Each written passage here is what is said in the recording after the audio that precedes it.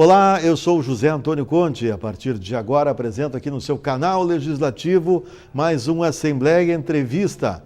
Vamos falar sobre as comemorações dos 190 anos da imigração alemã no Rio Grande do Sul. Está aqui conosco o presidente da Comissão Executiva das Comemorações, o jornalista Silvio Rockenbach. Pois é, são muitas atividades que marcam esses 190 anos, né? Com certeza. São muitos os eventos que estão acontecendo, já aconteceram e estão por acontecer também. Tivemos agora, por exemplo, uma sessão solene na Câmara de Vereadores semana passada. Tivemos um grande expediente aqui na Assembleia Legislativa no dia 16. Tivemos também uma homenagem a 33 personalidades à imigração alemã na mesma tarde.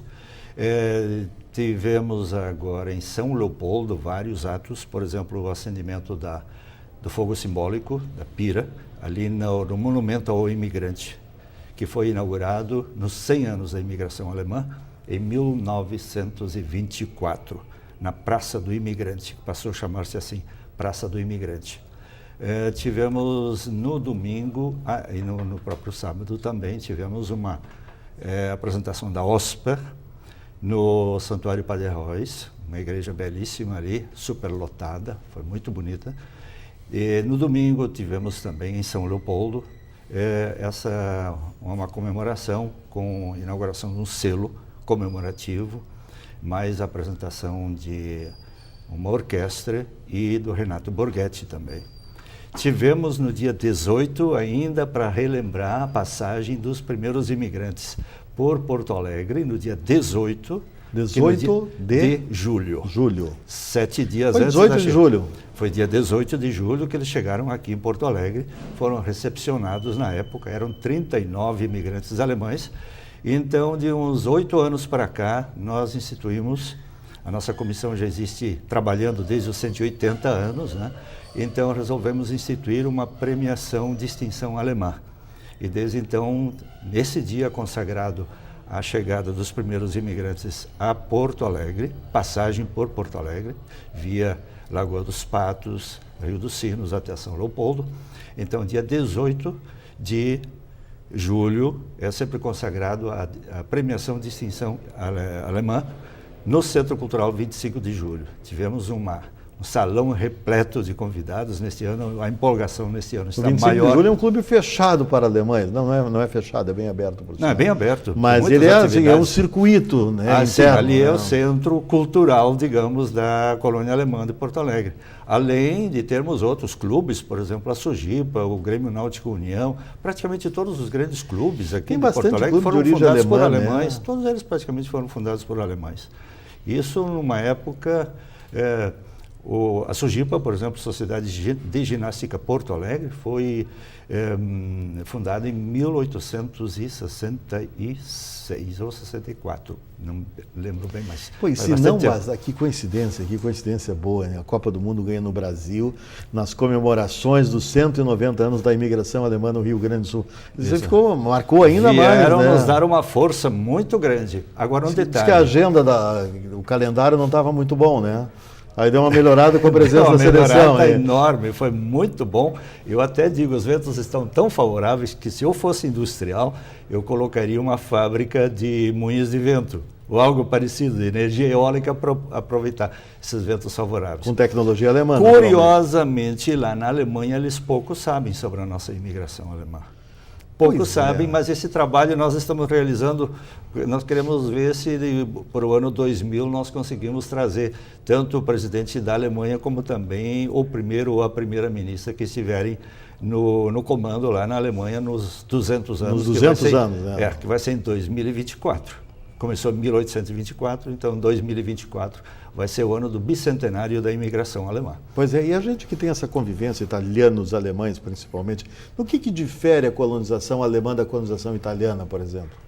Pergunta perigosa, eu não sei. Não, mas eles fizeram quase a mesma trajetória. Eu vejo muitas semelhanças. Né? São tão produtivos. São tão produtivos e o entrosamento também é perfeito. Eu acho maravilhoso, acho que é um enriquecimento. Os italianos chegaram 50 anos mais tarde que os alemães, 51 anos mais tarde, né? Pois é, esse é um detalhe também, os alemães vieram antes. A gente sempre acha, talvez que pareça ter mais italiano, né? A gente sempre acha que há um predomínio dos italianos, né? Não, eu não sei números de italianos, mas talvez sim. No Brasil, em todo caso, muito mais italianos que alemães.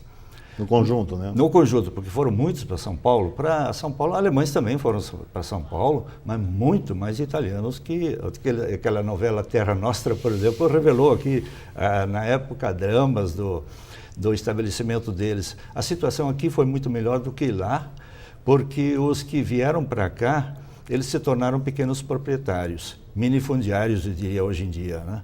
Eles, cada um praticamente tinha direito a um lote de terra, que no começo era bastante generoso, na faixa de 75 hectares, depois foi diminuindo um pouco, mas era tudo mata virgem na época, né? E os únicos meios de transporte, vias de transporte, eram os rios, que eles souberam aproveitar muito bem e que nós, infelizmente, nesse século XXI, ou no século XX já, acabamos esquecendo e quase que destruindo. Não, passamos por cima, né? Deixamos para trás, na verdade. Viação férrea, por exemplo, em 1874, inaugurada a primeira linha férrea entre Porto Alegre e São Leopoldo. Depois foi se estendendo lá para Taquara, para Caxias do Sul, na virada do século, de 1800 para 1900, tinha aviação férrea por tudo que é lado. Hoje em dia, para estender o Transurb até Novo Hamburgo, é uma coisa muito difícil. É uma novela, Aconteceu, é uma novela muito longa, e naquele tempo era transporte também de cargas, não era só de passageiros. E aconteceu essa extensão do Transurb porque alguém ousou. Alguém venceu todas as barreiras da nós vamos fazer, né? Sim. Essa é a diferença, não? É verdade. Eu brinquei anos atrás com a história da vinda, por exemplo, de São Leopoldo para Porto Alegre. Havia duas vias. Uma era via Rio dos Sinos, Lagoa dos Patos, ou Rio, aliás, Guaíba aqui, não Lagoa dos Patos, que é mais adiante. Mas eles vinham ou através do Rio dos Sinos, ou então por uma estradinha qualquer aí, de carroça, etc., levava 8 horas. Que eles mesmos abriam. Levava 8 horas, né? E eu brinquei com o vice-governador na época, que ele estava lá numa festa no 25 de julho, quem sabe um presságio do que vai ser daqui a 10, 12 anos, se as coisas não melhorarem, vamos levar novamente 8 horas para chegar a São Leopoldo, né? Sim, mas no ritmo que nós nos encontramos, né? Felizmente agora já temos a estrada do parque, né? Então já melhorou. Mas antes naquela época era só a BR-116 e qualquer desastre, qualquer acontecimento que houvesse ali, era um problema, né? Mas ainda olha, quando há um acidente é um problema, né? Ainda é. Sim, nós deveríamos explorar muito mais as alternativas. Nós temos aqui os rios navegáveis, temos as ferrovias que não estão sendo aproveitadas devidamente. Os governos precisam acordar, esse é o fato. Precisam acordar, exatamente. E a sociedade também, né? A sociedade como um todo, né? Porque os governos são também aquilo que nós colocamos, né? Então a própria sociedade tem que exigir cada vez mais isso, participar cada vez mais. E isso caracteriza as civilizações mais avançadas. A própria população se envolve e não delega para alguém que seja meio messiânico, que de repente tem uma ideia e pronto, e agora estão solucionados todos os problemas, né? É verdade. Então, quando alguém da Alemanha vem para cá, quando conhece a nossa infraestrutura, a nossa logística, que comentário faz? Olha, de um lado, eu não esqueço o que diz nosso gerente executivo, diretor executivo da Câmara Brasil-Alemanha. Eles ficam encantados com essa realidade aqui do sul do Brasil, comparado talvez com o restante do Brasil, e perguntam em alemão, né? Warum versteckt ihr euch? Por que vocês se escondem? Na verdade, o alemão sabe trabalhar muito bem, mas não sabe fazer a divulgação. Se vender. Não sabe vender, exatamente. Aliás, produtos também. O alemão diz que faz o produto para ser usado. E quando a qualidade não é tão boa como em alguns outros países, o produto é feito para ser vendido. Logo depois dá problema, né? O alemão capricha no produto, aquele produto... Ele faz para ele. Vai para ele e para quem comprar, né? Sim, sim. Então, é realmente essa a diferença. O alemão, ele não faz muita propaganda para vender, mas ele faz bem aquilo que ele faz. Agora, se o cliente descobre que é produção alemã, ele já pode ter a certeza que aí tem um selo de qualidade por trás. Então, essa é a seriedade que o alemão leva ao extremo, ele justamente faz bem feito, mas não faz muito alarde do que ele faz. Mas, de outro lado, por exemplo, agora, nessa Copa do Mundo, uma série de estádios brasileiros tiveram tecnologia alemã. Inclusive a cobertura aqui do Internacional, do Beira-Rio, também teve firma alemã fazendo a parte dessa cobertura, a tecnologia alemã. No Mineirão, a mesma coisa, e alguns estádios do Nordeste também. Existe até uma matéria que fala sobre isso. Como os alemães tiraram proveito da Copa do Mundo do Brasil. Não só dentro do campo jogando futebol, mas também em termos de engenharia. Porto Alegre mesmo esteve durante anos envolvida com a prefeitura de Stuttgart. O Fortunati chamando engenheiros, fazendo seminário aqui num hotel sobre como é que é a mobilidade urbana. Eles são especialistas, eles já tinham muita experiência lá com a construção de estádios, aliás, etc. quando as comissões de deputados saem, vão para a Alemanha, traz sempre novas informações, novas possibilidades sobre trânsito, duplicação de rodovias, agilidade, a qualidade dos veículos, né? Agora, eu acho que eles deveriam andar de ônibus lá. E eles andam? Mas eu acho que não.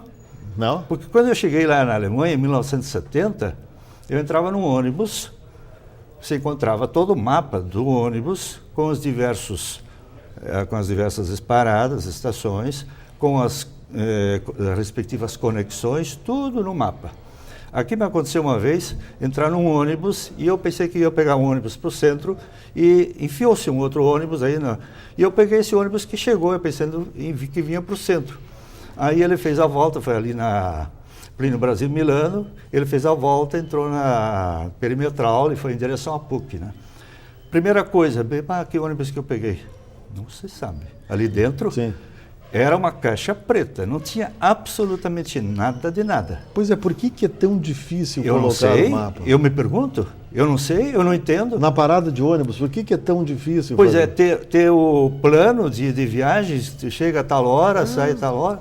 Na Alemanha, naquele tempo também, você ia numa parada, você sabia exatamente quantos minutos você esperaria até chegar o ônibus. Mas isso lá não era uma estação, não, ali no meio da rua, lá adiante, lá num bairro. Tem todo o quadro. Primeira coisa é que eles não têm esse vandalismo, né? Isso aí é uma coisa terrível. E lá as pessoas não morrem eletrocutadas em paradas de ônibus também, né? Também tem isso, já né? Aconteceu aqui, né? Aconteceu, exatamente. Mas são essas coisas primárias. Então, o que nós temos de bom em ônibus aqui são as poesias. São lindas. Eu também gosto. São lindas as poesias, mas temos que ser um pouco mais realista também. O melhor projeto dos ônibus, né? Vamos combinar, né? Pois é. Não, depois há projetos mirabolantes aí, GPS e outras coisas mais, que as pessoas um pouco mais, digamos, preparadas podem consultar, inclusive, no seu telefone, iPad, não sei mais o quê. Mas as pessoas simples, aqui no centro da capital, se você quer ir para um bairro onde você nunca foi, você está num mato sem cachorro, aí você não tem a mínima informação numa central ali perto do mercado público, por exemplo, né? Ali tem uma central de ônibus. Pois é, e é isso que se diz. Nada. As viagens internacionais são muito boas, são um aprendizado, desde que se ponha em prática esse aprendizado. Pois é, exatamente. Por isso que eu acho importante. Eu tenho a impressão que eles não andam de ônibus porque eles não veem, ou porque, eu não sei, é tão fácil. Às vezes não precisa muito investimento. Tá, e as rodovias, por que elas são tão diferentes, tão bem sinalizadas? Por que se pode andar em alta velocidade sem acidentes? Pois é. Uma coisa que eu constatei sempre e continuo constatando, desde que eu voltei da Alemanha, já faz um bom tempo, em 83, sabe bem. Fomos colegas na Rádio Guaíba, é importante que se diga, né? Isso. O correspondente de Bonn na Alemanha era o Silvio Hockenbach. Isso aí, exatamente. Uma historinha pequena, dá para contar? Por favor, situação daquele tempo. A situação do Brasil naquela época estava tão ruim durante um tempo que não se podia mais fazer chamada a cobrar. Eu naturalmente chamava a Rádio Guaíba e era a cobrar. Houve um momento em que eles disseram não dá mais para fazer, porque o Brasil não pagava. Aí, história da dívida internacional. Dívida internacional, uma série de coisas. A nossa telefônica não pagava a telefônica lá da Alemanha, em outras palavras, né? Aí Como eu não tinha dia fixo, dependia de mim, quando eu quisesse falar, até recordava quando chegava na sexta-feira e não tinha feito o comentário ainda, digo, meu pai lá em Chapada está esperando meu comentário, vou fazer pelo menos hoje, né? Então, o que eu fazia? Eu ligava, combinei com o pessoal da técnica aqui da Rádio Guaíba, que quando eu ligasse, eles atenderiam e eu colocava logo o telefone no gancho. Aí eles sabiam que o Silvio estava querendo falar, então ligavam daqui para lá. Liga para a Alemanha. Liga para a Alemanha. Era essa situação. E era o Miguel Giuseppe, né? Era o Miguel Giuseppe, que era um italiano, casualmente. Isso. Italiano da Alemanha nós nos damos e interessante, muito maravilhosamente. Naquela época era caríssimo telefonar, né? Sim. Então o contato era feito via ar na Rádio Guaíba para que o pai ficasse, ele está bem, ele falou na Guaíba, né?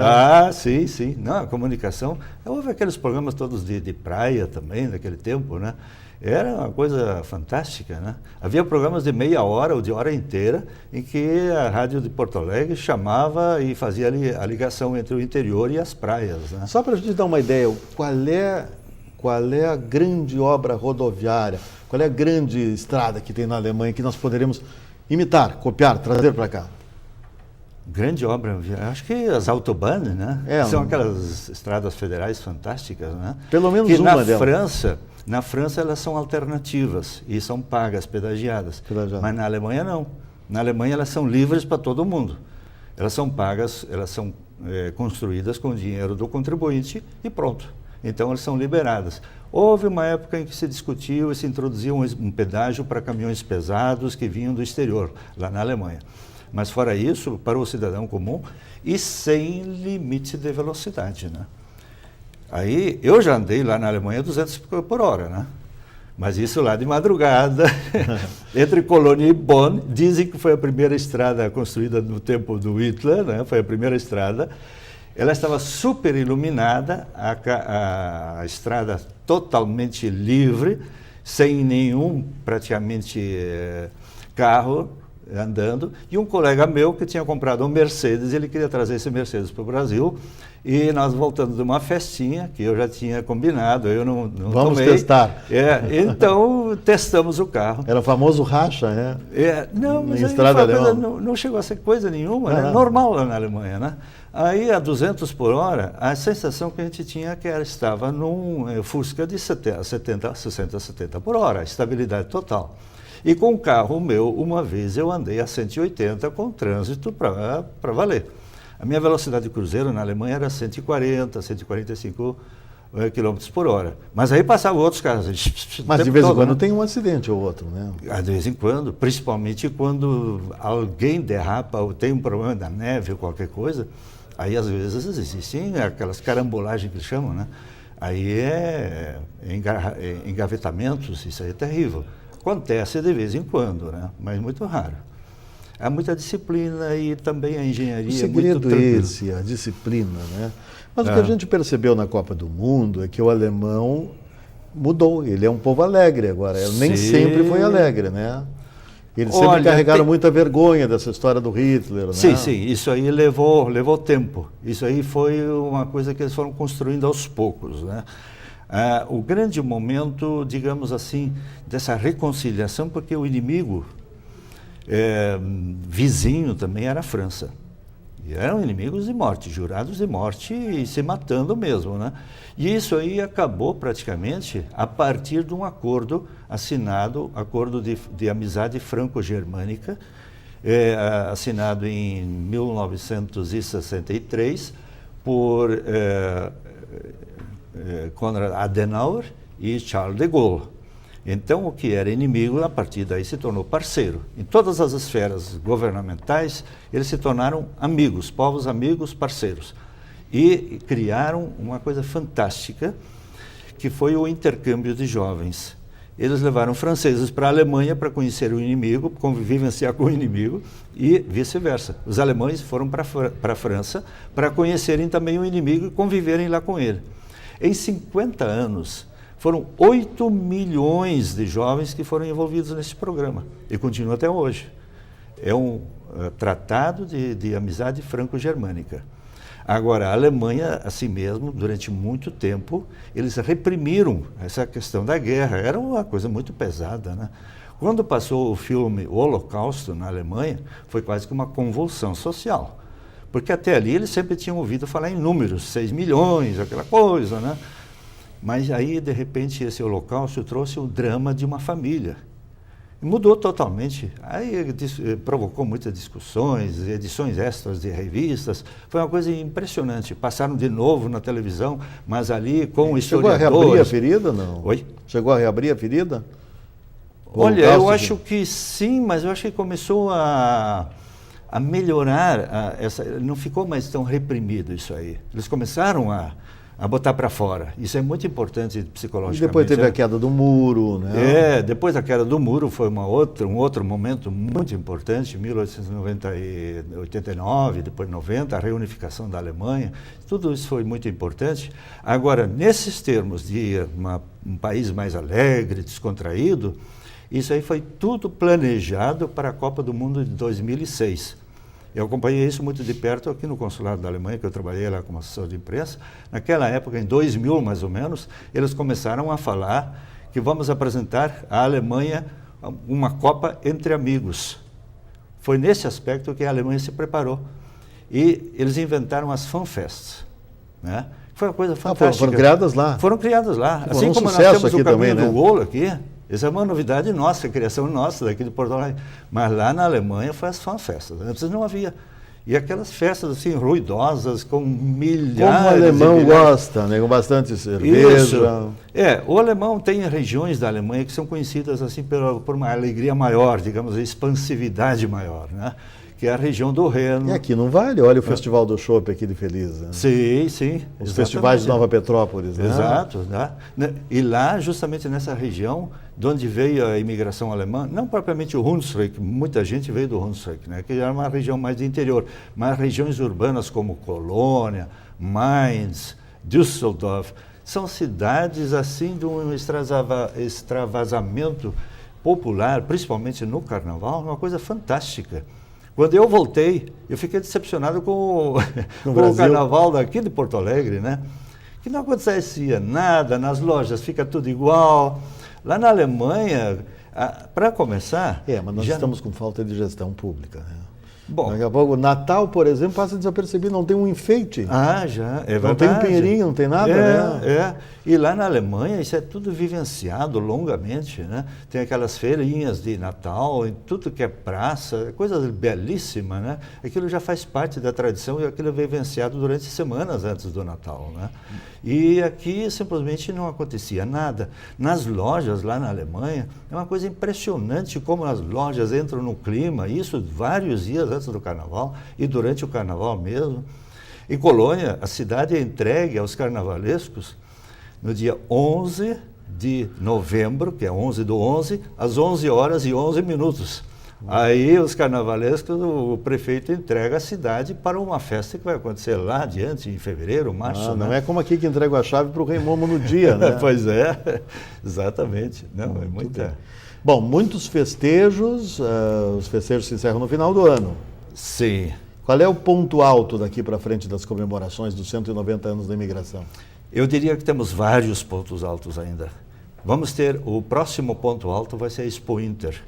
Neste ano, a Expo Inter é dedicada à Alemanha, o país homenageado é a Alemanha, e o subsecretário do Parque Assis Brasil está em contato com a nossa comissão, nos convocou para a gente produzir bastante espetáculos referentes à cultura alemã, para comemorar justamente os 190 anos no contexto da Alemanha, o país homenageado, né?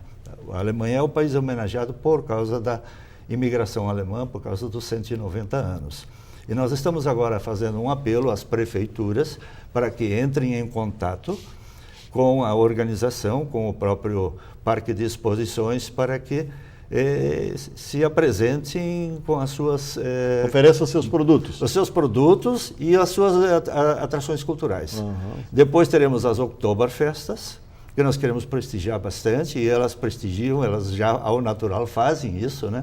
Mas nós queremos cada vez nos integrar mais as Oktoberfestas, não só as de Santa Cruz do Sul e Igrejinha, mas como tantas outras Oktoberfestas que acontecem em todo o estado. Temos a Südoktoberfest em São Lourenço do Sul, temos uma Oktoberfest lá em Santa Rosa, temos Oktoberfestas aí na região do Vale do Caí, em toda parte existe, até Novemberfest por aí também, né? Então, e depois tem o final do ano também. Tem muitas comemorações típicas do Natal alemão. Aí ainda temos um tempinho até lá, mas também queremos incentivar as prefeituras, os municípios, as igrejas, sindicatos, etc., para que façam algo bem tipicamente alemão na virada do ano, antes do Natal e depois no Advento, né? O Advento justamente são as 4 semanas antes do Natal, e depois vem o final de ano, que também é uma passagem para o próximo ano. E o nosso viés, na verdade, vai rumo ao ano 2024. Nós não vamos parar, nós vamos não crescendo. Quer dizer, preparando os próximos 10 anos. Os próximos 10 anos, exatamente. Também na área econômica, etc., que nós podemos trabalhar muito mais. É aquilo que o Valmor Kerber, da Câmara Brasil-Alemanha, diz: Warum versteckt ihr euch? Por que vocês se escondem? Não, nós temos que sair um pouco, mostrar para os alemães, trazê-los mais para cá. O outro objetivo nosso é incrementar também as cidades irmãs com a Alemanha. Nós já temos mais de uma dezena de cidades co-irmanadas. O grande passo agora vai ser São Leopoldo, que tudo indica que vai se irmanar com Mainz, que é uma cidade capital de estado, e justamente dessa região do Hunsrück. É uma cidade que tem muita semelhança com São Leopoldo, Novo Hamburgo também, mas São Leopoldo, no caso, por causa de uma universidade muito importante, Gutenberg, e depois também porque eles têm uma situação semelhante à questão do rio Reno e outro rio ali na região Mosela, etc., né? Então eles têm estudos também sobre esse aspecto de saneamento básico, etc., etc., e porque São Leopoldo tem a pretensão de se projetar até 2024, através do Instituto São Leopoldo 2024, se projetar como uma cidade de protagonismo na área de tecnologia, de alta tecnologia. Então o intercâmbio com a Alemanha vai ser muito importante. Site da Comissão Executiva das Comemorações de 190 anos é? É o brasilalemanha.com.br. brasilalemanha.com.br. Mais informações ali, né? Muitas informações, todo dia atualizado. Nós temos também um mailing, que é o Brasil Alemanha Neues, onde nós informamos tudo sobre imigração alemã, sobre as relações Brasil e Alemanha, e tudo que pode interessar a um cidadão que está interessado no desenvolvimento geral do nosso país, né? Nós queremos trabalhar justamente nesse sentido, para tornar o Brasil um país de primeiro mundo, cada vez mais. Com um exemplo alemão. Silvio Hockenbach, presidente da Comissão Executiva das Comemorações dos 190 anos da imigração alemã no Rio Grande do Sul. Bom, muito obrigado por ter vindo à TV Assembleia, parabéns pelos 190 anos e nos mantenha informados sobre os acontecimentos todos aí, por favor. Pois não, muito obrigado pela oportunidade. Certamente teremos muitas oportunidades de nos encontrarmos com a comunidade gaúcha, e faço um convite para que nos acompanhem através do calendário de eventos. Temos 2 calendários de eventos, o mais oficial e outro mais popular, justamente inseridos dentro do portal brasilalemanha.com.br. É por ali que as coisas se circulam. Transparecem. Muito bem, transpareceram por aqui também no seu canal legislativo, onde apresentamos mais um Assembleia Entrevista. Até breve.